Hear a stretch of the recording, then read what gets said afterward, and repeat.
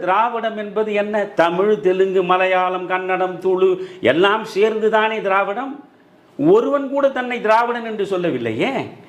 அப்படி என்றால் பெரியாரே சொன்னார், நான் திராவிட கட்சியை தான் வைத்தேன், திராவிடர் கழகம் என்று. எவனும் தமிழ்நாட்டை தாண்டி என்னுடைய குரலுக்கு செவிமடுக்க தயாராக இல்லை. அதனால் தமிழ்நாடு தமிழருக்கே என்று விடுதலை பத்திரிகையில் அவர் முழங்க தொடங்கினார்.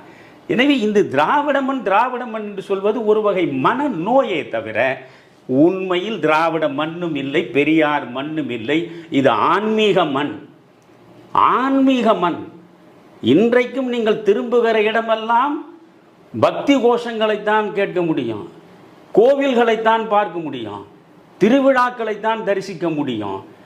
பெரியார் முன்னெடுத்து வைத்த அந்த கொள்கை வெற்றி பெற்றிருந்தால் தமிழ்நாட்டில் கோயில்களின் எண்ணிக்கை குறைந்திருக்க வேண்டும், பக்தர்களின் எண்ணிக்கை குறைந்திருக்க வேண்டும், நாத்திகம் வளர்ந்திருக்க வேண்டும். எதுவுமே நடக்க